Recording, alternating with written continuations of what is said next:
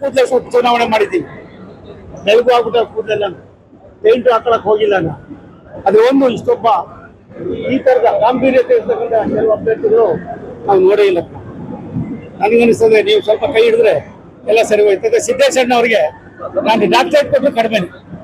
ಸಿದ್ದೇಶಣ್ಣ ಅವ್ರಿಗೆ ಡಾಕ್ಟರೇಟ್ ಕೊಟ್ಟರು ಕಡಿಮೆನೆ ಅಂದೆ. ಆಯ್ತಾಯ್ತು ಬನ್ನಿ ಇಲ್ಲಿ ಹೇಳಿ.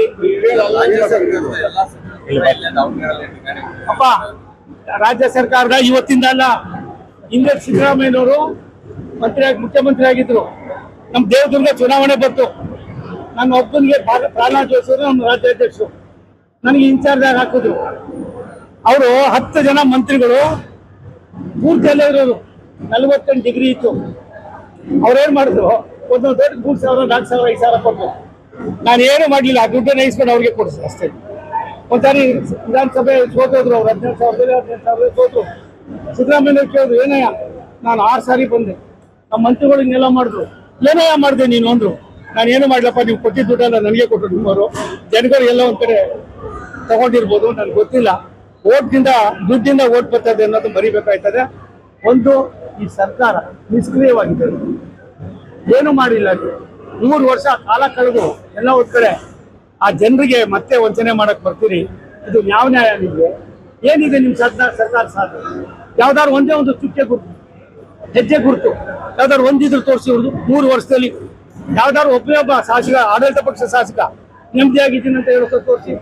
ಎಲ್ಲ ಇಟ್ಕೊಂಡು ನಾವು ಗೆಲ್ತೀವಿ. ಪಾಪ ಮುಸಲ್ಮಾನರು ಸರಿ ನೀವು ಎಳೆದಾಡ್ತೀರಿ. ಪಾಪ ಬುದ್ಧಿವಂತರಾಗಿದ್ದಾರೆ. ನಾನು ಕೋಟಿ ನಮಸ್ಕಾರ. ಈ ಕ್ಷೇತ್ರದಲ್ಲಿ ಅವ್ರು ಸರಿಯಾಗಿ ಬುದ್ಧಿ ಕಲಿಸ್ತಾರೆ. ಈ ಕ್ಷೇತ್ರದಲ್ಲಿ ವೀರಶೈವ ಲಿಂಗಾಯತ ಮತದಾರರು ಸಹ ಒಂದು ರೀತಿ ನಿರ್ಣಾಯಕ. ಯಾಕಂದ್ರೆ ಈಗ ಅಲ್ಪಸಂಖ್ಯಾತ ಸಮುದಾಯ ಕಾಂಗ್ರೆಸ್ ಮೇಲೆ ಇಲ್ಲಪ್ಪ. ಅಲ್ಪಸಂಖ್ಯಾತರು ಬಿಜೆಪಿನೇ, ಲಿಂಗಾಯತರು ಬಿಜೆಪಿನೇ.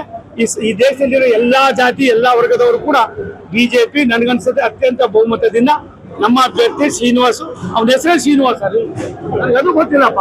ಅವನ ಹೆಸರೇ ಶ್ರೀನಿವಾಸ, ವೆಂಕಟಸ್ವಾಮಿ ಕೇಳಿಕೊಂಡಲವಾಳ. ಕ್ಷೇತ್ರದಲ್ಲಿ ಒಂದ್ ರೀತಿ ಮಾತು ಕೇಳಿ ಬರ್ತಾ ಇದೆ, ಅಂದ್ರೆ ಗೆದ್ರೆ ಮುಸ್ಲಿಮರಿಂದ, ಸೋತ್ರ ಲಿಂಗಾಯತರಿಂದ. ಒಂದ್ ನಿಮಿಷ ತಾಳಿಲಿ.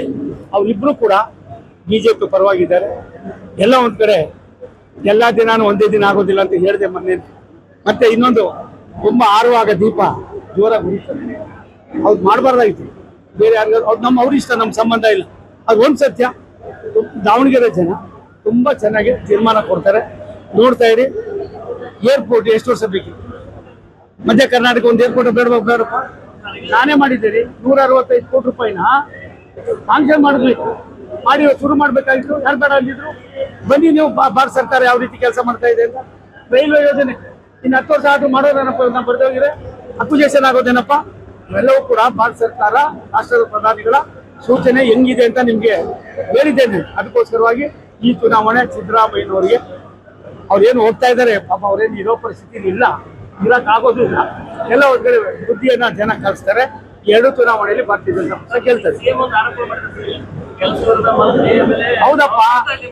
ಇವಾಗ ನೀವು ಒಂದ್ ನಿಮಿಷ ತಾಳಿ. ನೀವು ಬನ್ನಿ, ನಾನು ಕೆಲಸ ಇಲ್ದವನ್ನ, ಸಿದ್ದರಾಮಯ್ಯ ಕೆಲಸ ಇಲ್ದವನ್ನ ಮಾಹಿತಿಯನ್ನ ಕೊಟ್ಟು ಅಂಕಿಅಂಶಗಳನ್ನು ಕೊಡ್ತೀನಿ.